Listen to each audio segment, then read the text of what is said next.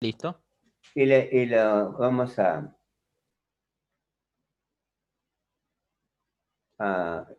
producir, digamos, una foto.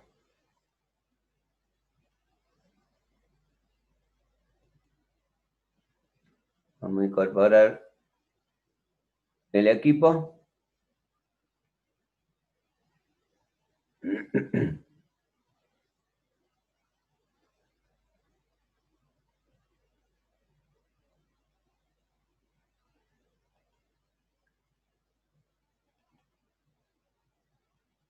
Bueno.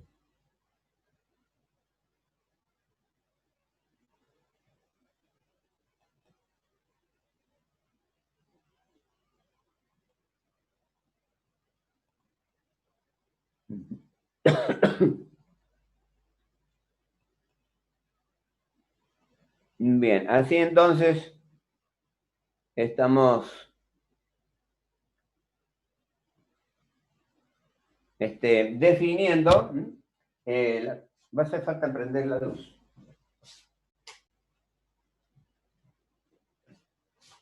Así estamos definiendo entonces la característica de esta aleación. Lógicamente, en el cubilote, al igual que el alto hornos, ¿no es cierto?, se va estratificando, ¿no es cierto?, la carga a medida que se incorpora, ¿no es cierto? Y ahí vamos a obtener, ¿no es cierto?, la característica de las piezas, ¿no es cierto?, específicas que vamos a obtener, ¿no es cierto? Bueno, según entonces la composición química de los elementos que hemos incorporado, nosotros vamos a obtener, digamos, diversos tipos de fundición, ¿no es cierto? Los tipos de fundición, entonces,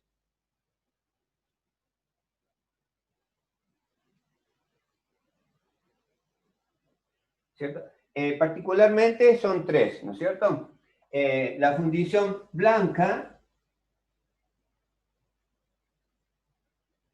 la fundición blanca,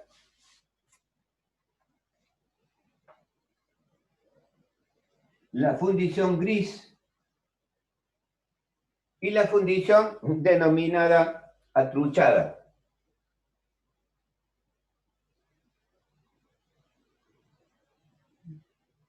Esta entonces, según el contenido de carbono libre que nosotros vamos a obtener acá, ese carbono libre que ustedes mencionaron, acá no lo identifique, ¿no es cierto?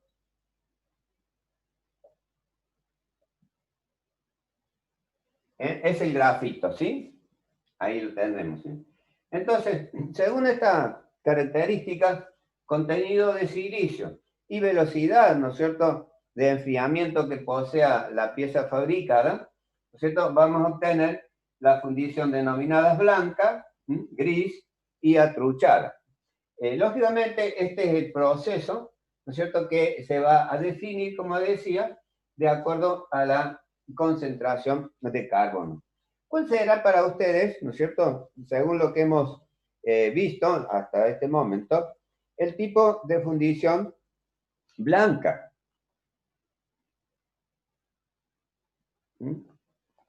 ¿Cuál será el tipo de fundición blanca? ¿Con menos grafito? ¿Con?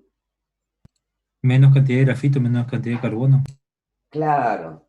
O sea, menos cantidad de grafito. O sea que el carbono que puede tener la fundición, que puede, ¿no es cierto?, tener un carbono fijo de 3,5, por ejemplo, con una base o con una poca concentración de silicio, ¿no es cierto?, vamos a tener menor formación del carbono libre. Lógicamente, vamos a tener una fundición donde el contenido de carbono que posea esa fundición, entonces va a estar combinado con este constituyente que habíamos denominado la cementita o carburo de hierro, ¿no es cierto? Y en el caso del carbono que se encuentre en forma de grafito, nos va a dar entonces la fundición gris, ¿no es cierto? Lógicamente, como las palabras nos están indicando, ¿cierto? La fundición gris va a tener un aspecto de gran concentración de carbono libre. Y después tenemos una fundición denominada atruchada, que son fundiciones que poseen una distinta relación, ¿no es cierto?, entre la fundición blanca y la fundición gris, ¿no? Entonces, de ese modo nosotros vamos a tener en la estructura general de la fundición, digamos, una determinada condición. Entonces, ¿cuáles serán, no es cierto?, los valores de resistencia mecánica, si los comparamos con los aceros, en la fundición blanca? ¿Cuáles serán esos valores de estructura, digamos, mecánica que tiene la fundición blanca? Lógicamente, como habíamos observado, ¿no es cierto?, en los aceros, los microconstituyentes van a ser, por un lado, los carburos, que van a tener la configuración que aquí observamos, de la cementita, y por otro lado tendríamos el concepto opuesto, que sería los que contienen el hierro, prácticamente de muy baja concentración de carbono. Este hierro, ¿no es cierto?, normalmente es el hierro denominado ferrita. Entonces, respecto de las fundiciones, ¿cuál será, entonces, para ustedes, la característica de la fundición blanca? ¿Parecida al acero? Parecida al acero, ¿verdad? Es decir, va a ser una estructura ¿de qué tipo? Cúbica.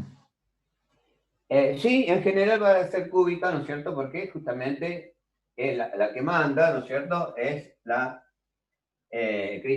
los cristales de hierro, ¿sí? Sí, cúbica, ¿sí?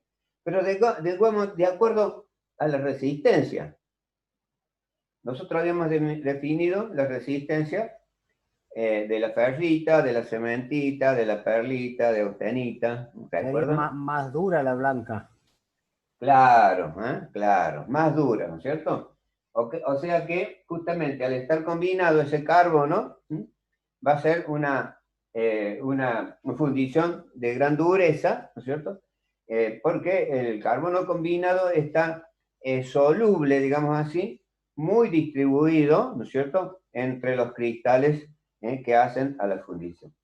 Y caso contrario, la fundición gris, ¿no es cierto?, al tener precipitado carbono en forma de grafito, ese carbono es blando, ¿no es cierto? Y al ser blando, ¿no es cierto?, vamos a tener una estructura en consecuencia de baja resistencia mecánica.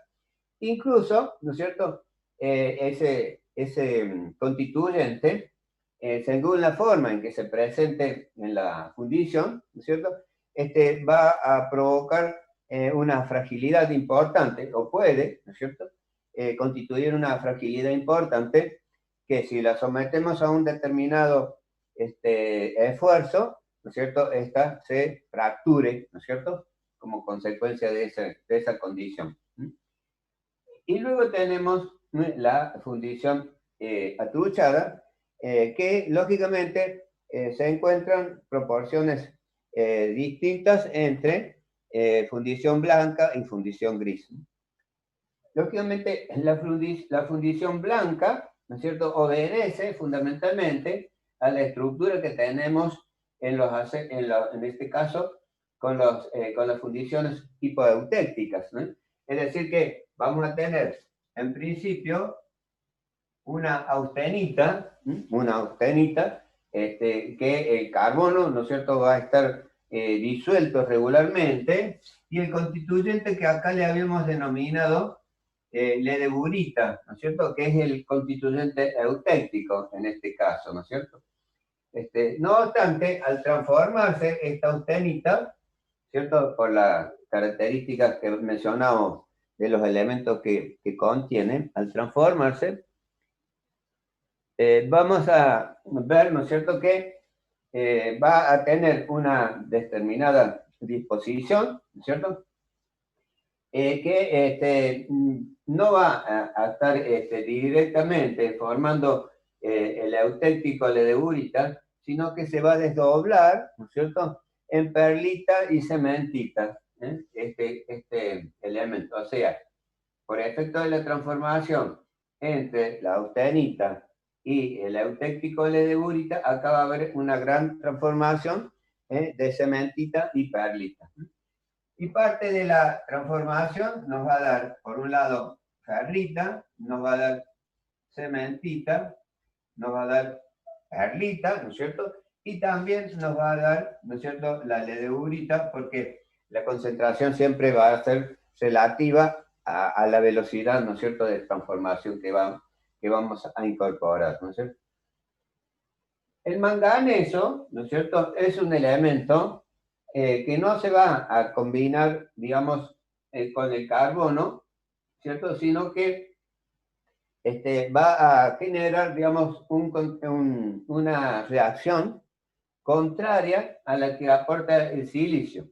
O sea que el contenido de manganeso va a quedar, digamos, formando un compuesto combinado, o sea, de carbono. O sea, se va a encontrar, el manganeso se va a encontrar dentro, ¿no es cierto?, del compuesto de carbono. El fósforo y el azufre, ¿no es cierto?, también tiene participación, ¿no es cierto?, generando un compuesto con el hierro, ¿no es cierto? En el caso del fósforo, vamos a tener un compuesto llamado fósforo de hierro, ¿no es cierto? Y ese fósforo de hierro nos va a dar otros constituyentes, ¿no es cierto?, que van a tener una relativa participación en la estructura de la fundición, de tal modo que va a generar según la concentración de fósforo, por lo que hay que limitarla según esos valores bajos relativamente, ¿no es cierto? Hay que limitarla porque el compuesto fósforo de hierro, ¿no es cierto?, así denominado, que sería fósforo de hierro, aparece, ¿no es cierto?, generando puntos duros, digamos, constituyentes duros, ¿no es cierto?, en la fundición, ¿no es cierto? Este constituyente, así denominado fósforo de hierro, nos va a ocasionar, digamos, lo que nosotros conocemos como el constituyente estearita. El constituyente estearita.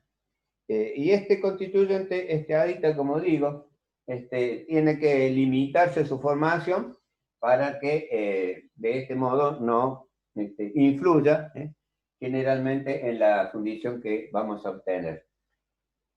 El azufre también, ¿no es cierto?, hay que limitarlo, ¿no es cierto? El azufre con el manganeso, ¿no es cierto?, forma sulfuro de manganeso.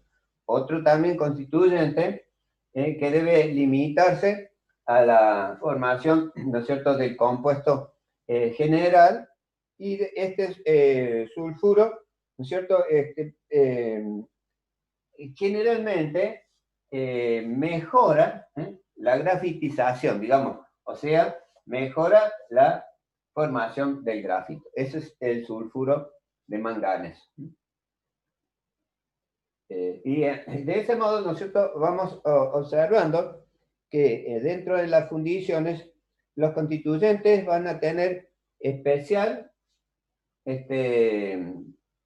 digamos, comportamiento según los porcentajes, ¿no es cierto?, que intervengan en los distintos elementos, como así también la velocidad, ¿no es cierto?, de transformación que posea la pieza que decíamos son de diseño complejo, o sea, formas complejas, ¿cierto? Y lógicamente la velocidad es variable según el diseño de esa pieza que se está fundiendo, ¿cierto? De tal modo que nosotros la velocidad de enfriamiento la podemos representar para una determinada condición o composición química, ¿no es cierto?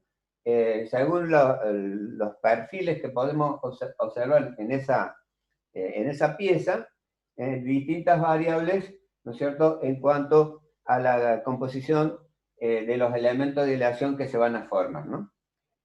Así como el manganeso, ¿no es cierto?, que favorece a la grafitización, también el cromo, ¿no es cierto?, tiene un comportamiento similar al del manganeso. Es decir, que mejora la grafitización. O sea que se puede regular, ¿no es cierto?, de acuerdo a los distintos porcentajes de la combinación de elementos, ¿cierto?, se genera unas características específicas respecto de la fundición. Ahora le voy a sacar una foto, tengo por acá, así luego se las envío.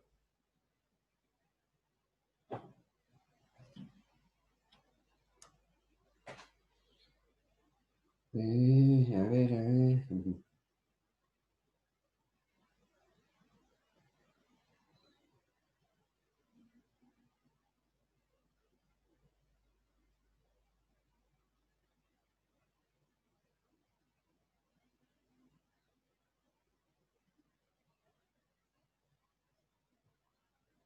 Perfecto.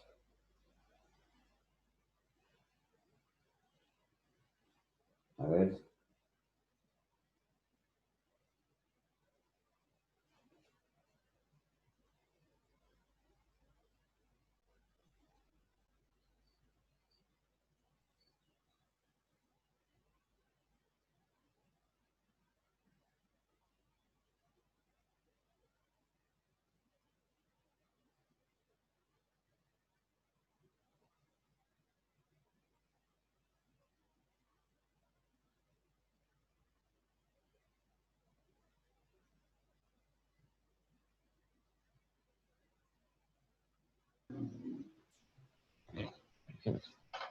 Ahí. ¿Profe? Sí. Ah, no, pensé que se había ido. No, estaba Mucho sacando la silencio. foto. Ah, Estaba pensé que se había regulando. desconectado o algo así. Claro, no, estaba regulando la cámara. Bien. Así le paso la foto a de esta imagen.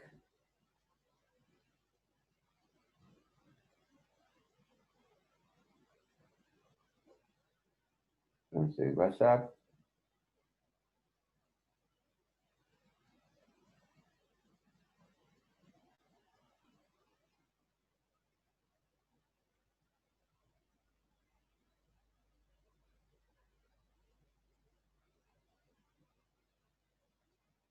Bueno, alguien participó de la clase.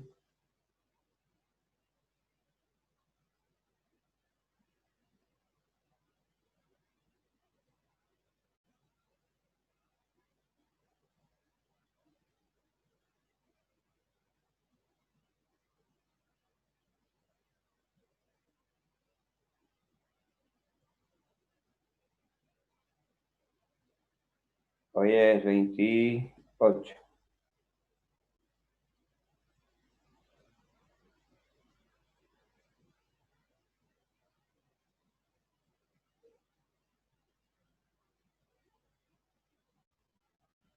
Bien.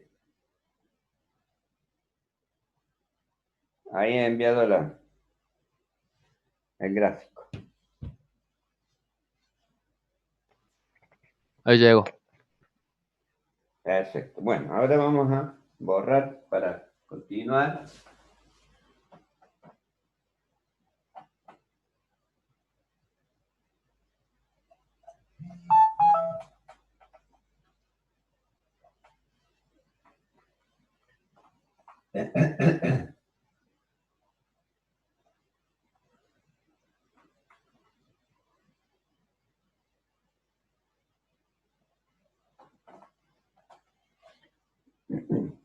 Entonces, decíamos que en las fundiciones, ¿no es cierto?,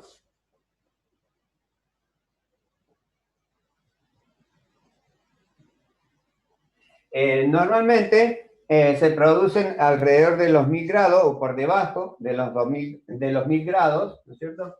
Es decir, que la temperatura normalmente está alrededor de los 960 grados centígrados, ¿no? Es decir, transformación.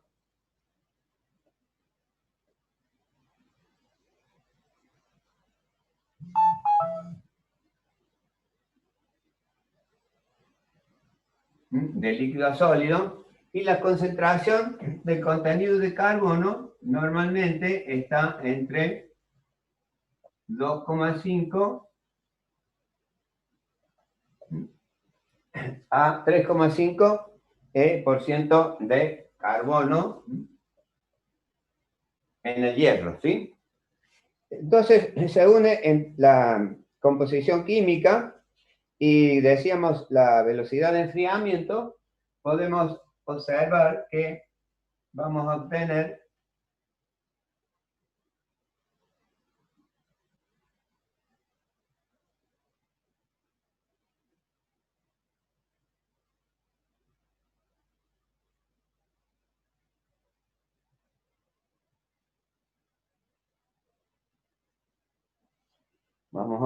una pieza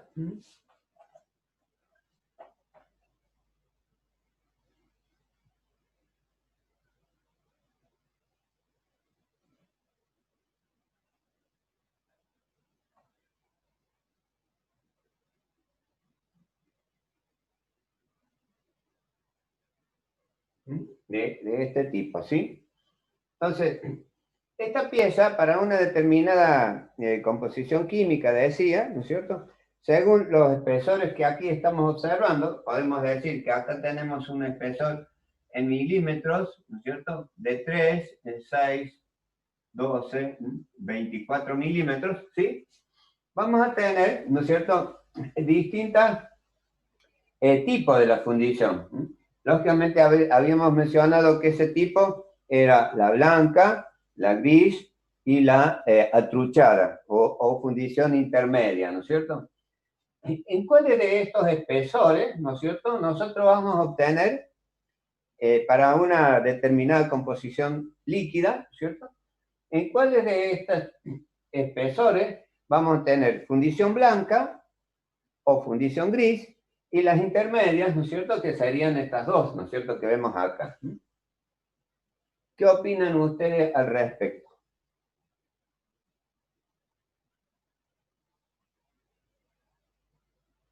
A ver, escuchamos qué opinan al respecto. Yo estoy con...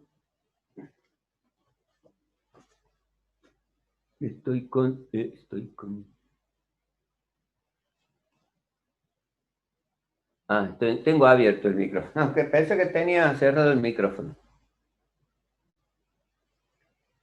¿Qué opinan entonces al respecto?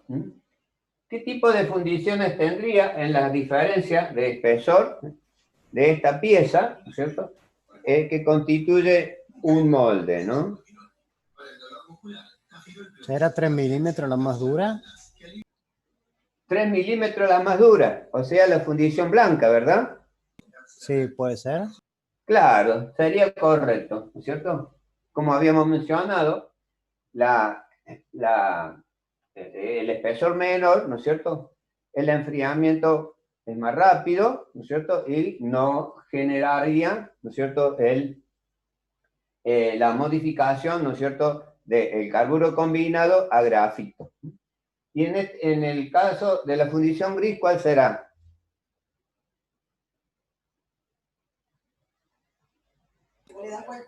De 6 a 12. ¿Eh? La fundición, la gris sería lo opuesto, ¿verdad? La de 24 milímetros. ¿Y la truchada? Sería la de 24 milímetros, ¿no es cierto? Digamos, esta sería la fundición gris, ¿no? Después tenemos la fundición intermedia, ¿no es cierto?, que estaría, digamos, entre las diferentes espesores, ¿no es cierto? Esta sería la blanca, decíamos, ¿sí? Esta sería la gris. Y lógicamente esta sería la que hemos denominado atruchada. diferencias, ¿no es cierto?, en la concentración entre fundición blanca y fundición gris. Esas serían más o menos las características. Entonces, colando una misma composición química, ¿no es cierto?, nosotros vamos a tener esta característica en la obtención, ¿no es cierto?, de la estructura que obtenemos, ¿no es cierto?, según la velocidad de enfriamiento. Lógicamente, los espesores de menores concentración de carbono, ¿no es cierto?, y enfriamiento más rápido, ¿no es cierto?, vamos a obtener la característica de una fundición denominada blanca. Mientras que en el caso de las características de fundición gris, nos hacen, ¿no es cierto?, aquellas concentraciones de calor, es decir, donde el enfriamiento del molde, ¿no es cierto?, debido a la gran estructura que tiene, ¿no es cierto?, o a la cantidad de masa material que tiene, nos va a dar una fundición de este modo de baja concentración de carbono combinado, y sí, ¿no es cierto?, va a haber una gran producción de grafito. Entonces, este es un ejemplo de cómo, ¿no es cierto?, los espesores de una determinada pieza pueden encontrar diferencias de estructura de este tipo, ¿no? O sea, que pueden ser duras, ¿no es cierto?, o por fundición blanca, o blandas, o de una cantidad de grafito, lógicamente cuya estructura es más blanda por la cantidad de carbono libre que va a tener. Naturalmente, en el caso de la fabricación de piezas en particular, ¿no es cierto?, puede suceder, ¿no es cierto?, que no sea conveniente, ¿no es cierto?, que tengamos fundición blanca, ¿no es cierto? Entonces, según la estructura o el diseño de la pieza que vamos a formar, ¿no es cierto?, podemos producir modificaciones en el molde, ¿no es cierto?, para lograr un mejor comportamiento y que tengamos una dureza, digamos, homogénea en toda la pieza, ¿no? Cuando hay mucha masa, es difícil, digamos, igualar, ¿no es cierto?, las características estructurales de la fundición que tenemos, ¿no es cierto?, o que obtenemos. Y en algunos casos, por ejemplo, en el molde se fabrican partes metálicas, ¿no es cierto? Por ejemplo, en este caso, en este volumen tan importante de material, aquí se fabrican partes metálicas, porque lógicamente el metal produce mayor conducción de calor, es decir, que disminuiría, ¿no es cierto?, la transformación de carbono, ¿no es cierto?, por parte del carbono combinado que posee la pieza, ¿no? Entonces, de ese modo, un sistema complejo también es formar, ¿no es cierto?, el molde necesario para conseguir una pieza determinada. Un ejemplo clásico de piezas de esta naturaleza, por ejemplo, es el bloque motor, ¿no es cierto? O sea, el bloque de un motor de combustión. Ustedes habrán observado, a lo mejor, ¿no es cierto?, o la mayoría conocemos, ¿no es cierto?, la caja que compone el motor, ¿no es cierto?, o cuerpo mecánico, ¿no es cierto?, de un vehículo, por ejemplo, ¿sí? En esa caja, ¿no es cierto?, va a haber una serie de elementos mecánicos, es decir, piezas, componentes, que van a definir las características de movimiento, ¿no es cierto?, dentro de la misma.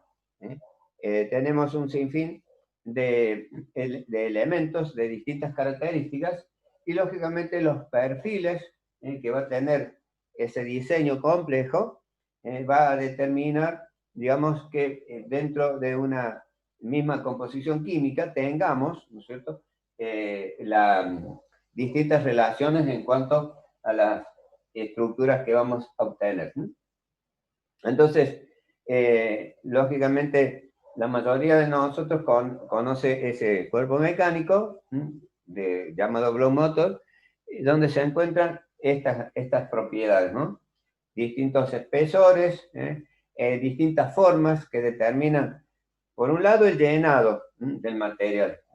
La composición química de la aleación tiene fundamentalmente dos propiedades. Por un lado, lo que se denomina fusibilidad,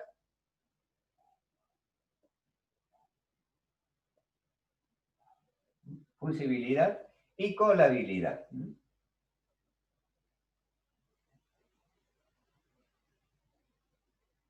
Fusibilidad y colabilidad, entonces, son propiedades esenciales para la preparación de una buena composición líquida, digamos así, ¿no? La fusibilidad es conseguir, ¿no es cierto?, que la composición química funda a una temperatura relativamente baja, para que no haya, ¿no es cierto?, mucho salto térmico entre el líquido y el sólido. Y la colabilidad, ¿no es cierto?, hace, ¿no es cierto?, que el líquido, ¿no es cierto?, tenga una baja densidad, ¿no es cierto?, y pueda llenar con facilidad todas las partes difíciles que puede tener un molde.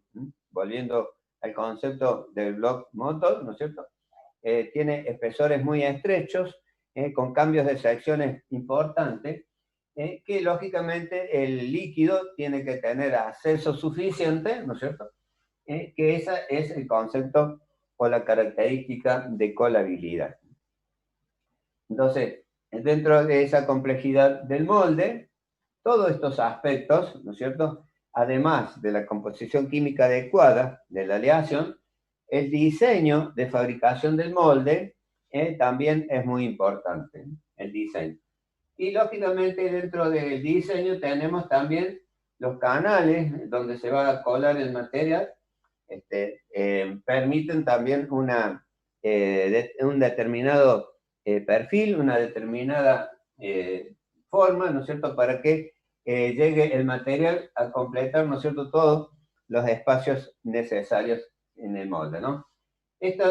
Por ejemplo, es el bacín de colada, es como un embudo que a su vez el material golpea ahí, pero suavemente, ¿no es cierto?, comienza a ingresar, y normalmente el ingreso es por la parte inferior de la pieza, para que a medida que va incorporándose el material y llenando al nivel suficiente, ¿no es cierto?, los gases y aire que contiene el molde previamente, ¿no es cierto?, puedan escapar hacia la superficie, ¿no es cierto?, generando un buen llenado del material. Eso entonces son las características, ¿no?, de un sistema. Este sería lo que se denomina sistema de colado. Sistema de colado. Bueno, ahora vamos a ver las características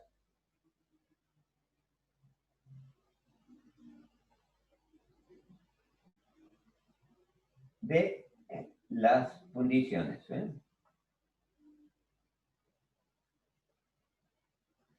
O sea, las características de la fabricación, serían, ¿no es cierto?, de las fundiciones.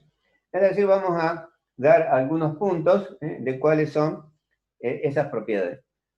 Nos queda tiempo, ¿sí? Empezamos a definir, ¿no es cierto?, reglón a reglón, esas características, ¿sí? Entonces decimos, primero, ¿no?, que las fundiciones son de fabricación sencilla, o sea, las piezas de fabricación sencilla,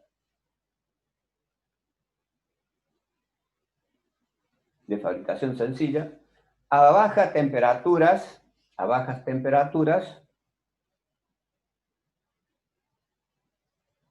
y con bajo costo.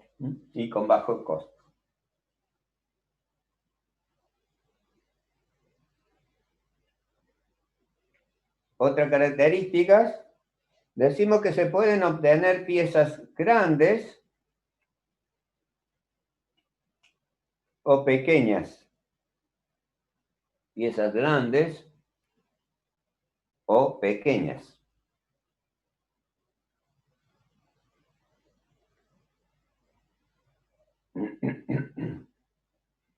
de diseños simples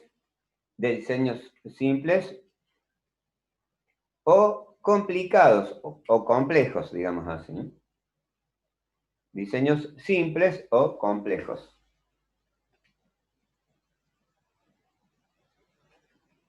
Otras características. Disculpe, ¿puede repetir de vuelta la 2? La 2. Bien, decíamos que se pueden fabricar piezas grandes o pequeñas, o piezas simples y complejas.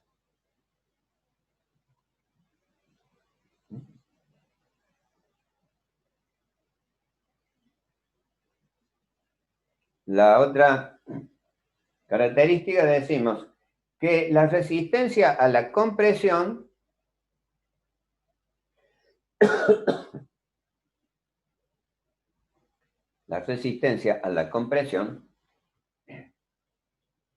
está entre 50 a 100 kilos sobre milímetros cuadrados. 50 a 100 kilos sobre milímetros cuadrados. Es una resistencia importante.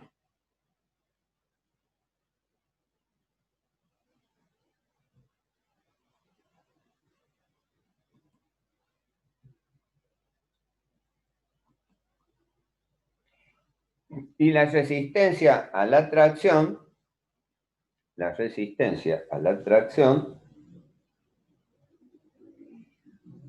es de 12 a 90 kilos sobre milímetros cuadrados. De 12 a 90.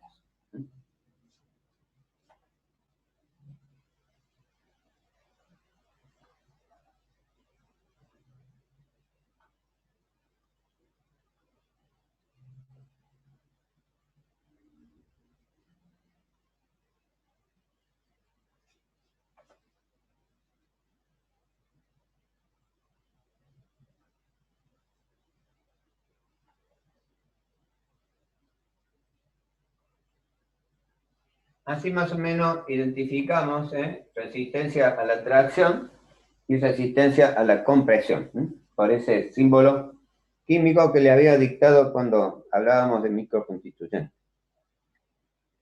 Otra característica, decimos que posee fluidez en estado líquido,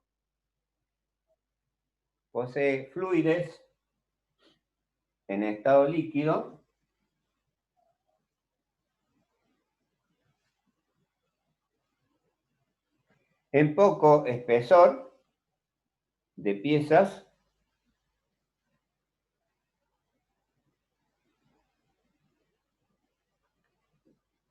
punto y coma, y la solidificación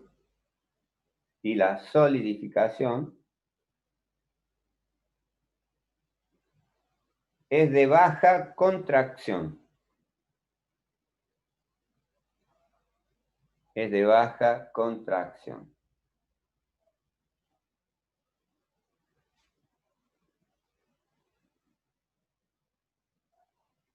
Otro punto, entonces, la fabricación es de técnica sencilla.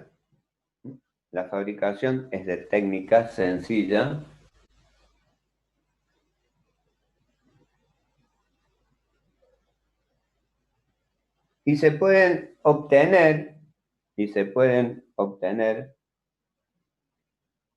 fundiciones especiales